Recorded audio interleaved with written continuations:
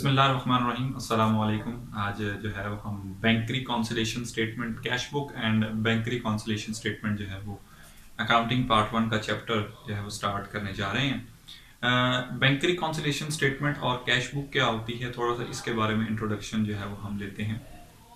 कि जैसे इससे पहले जो है वो हम जर्नल पढ़ रहे थे, लेजर्स पढ़े, ट्रायल बैलेंस पढ़े, अब जो है वो कैश बुक की बात कर रहे हैं। तो कैश बुक जो है वो सिमिलरली जो है वो कैश अकाउंट यानी कि कैश का जो लेजर बनाते हैं उसके क्रॉसपॉन्ड होता है, यानी कि सेम एज इट इज जो है वो कैश का लेजर जैसे हम बनाते हैं वैसे ही कैश बुक बनती है। सिर्फ उसमें एक या दो चेंजेस आती हैं। वाउचर नंबर का एक कॉलम ऐड करते हैं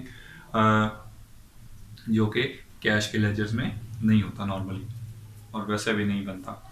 अच्छा जी, कैश बुक की अगर हम बात कर लें तो कैश बुक में सिर्फ कैश ट्रांजैक्शंस लिखी जाती हैं, यानी कि जिसमें जो है वो मीट इन कैश हो।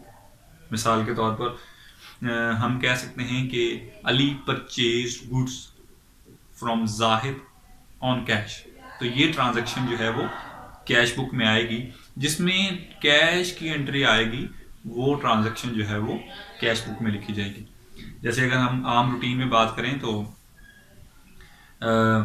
हम किसी मंडी में जाते हैं तो वहाँ पर एक आदमी रजिस्टर लेके बैठा होता है, एक में क्रेडिट ट्रांजैक्शंस लिख रहा है कि किससे उधार चीज़ें खरीदी, किस पे बेची, और एक जो है वो कैश ट्रांजैक्शन लिख रहा है कि किसको कैश दिया और किससे कैश लिया।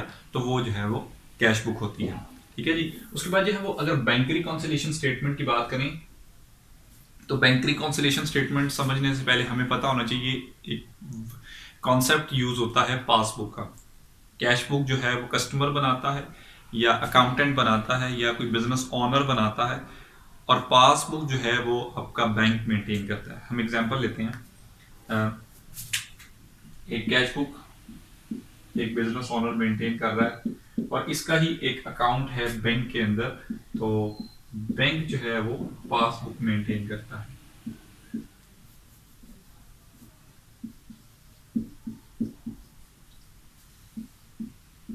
ये ऑनर है या कस्टमर है और ये बैंक है। अब होता ये है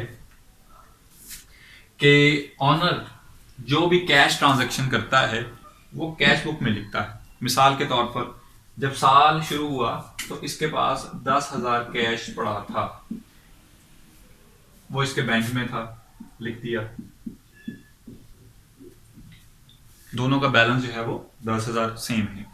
अब एक बारी आती है, ये कुछ किसी को पेमेंट करता है, इसने पेमेंट की, 2,000 रुपए का चेक लिखा, तो इसने माइनस कर दिया कि मेरे पास से 2,000 चला गया और बाकी रह गया है 8,000। अब जिसको चेक दिया वो बैंक में लेके गया, बैंक ने उसको जो है वो पेमेंट कर दी, तो बैंक ने भी क्या कर दिया, इसमें से 2,000 जो है वो माइनस कर दी, ये भी रह गया 8,000।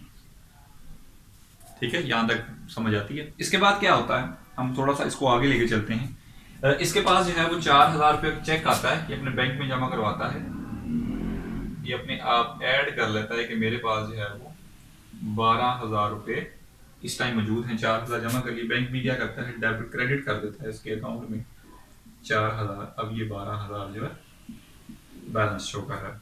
ये है जी कैश बुक और ये है आपकी पासबुक। यहां तक तो मामला ठीक है।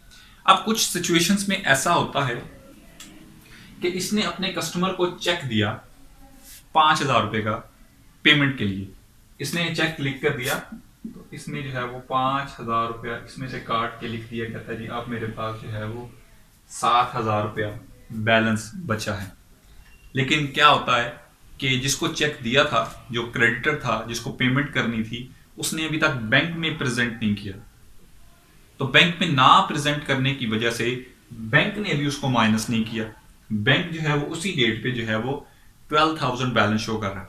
अब यहां पर डिस्प्यूट आती है कि मेरे पास बैलेंस इतना आ रहा है, बैंक के पास बैलेंस ज्यादा आ रहा है। तो इस डिस्प्यूट को दूर करने के लिए हम बनाते हैं जी बैंक रिकॉन्सिलेशन स्टेटमेंट, रेक्टिफाई करते हैं दोनों को कि जो कैश बुक में और पासबुक में जो डिफरेंस आ रहा है वो क्यों आ रहा है। तो उसको दूर करने के लिए हम कौन सी बुक बनाते हैं, कौन सी स्टेटमेंट बनाते हैं, बैंक रिकॉन्सिलेशन स्टेटमेंट। इसके कई जो है वो और भी प्रोस्पेक्टिव हो सकते हैं कि जैसे जो है वो बैंक जो है वो कस्टमर के लिए एज ए एजेंट काम करता है, तो बैंक के बिहाफ पर कई कलेक्शंस करता है और कई पेमेंट्स करता है जो उसके लिए जिम्मे लगाई जाती हैं। मिसाल के तौर पर प्रीमियम पे करता है हर सालाना, ठीक है।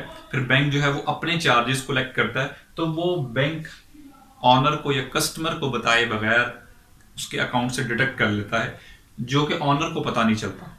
तो ऑनर जो है वो उसको अपनी बुक में से माइनस नहीं करता, बल्कि पासबुक में से माइनस हो जाती हैं, जिसकी वजह से कैश बुक का बैलेंस ज्यादा शो हो रहा होता है और पासबुक का बैलेंस जो है वो कम शो हो रहा था। तो इसको भी रेक्टिफाई करने के लिए बैंक रिकॉन्सिलिएशन स्टेटमेंट बनाई जाती है। ये इसका छोटा सा एक ओवरव्यू है। इसके बाद हम आगे चलते हैं, हम कैश बुक के क्वेश्चंस भी करेंगे, जिसमें हम सिंगल कॉलम से फिर डबल कॉलम फिर ट्रिपल कॉलम बनाएंगे, और उसके बाद जो है वो फिर हम बैंक रिकॉन्सिलिएशन स्टेटमेंट की तरफ जाएंगे। यानी आज के लिए इतना ही।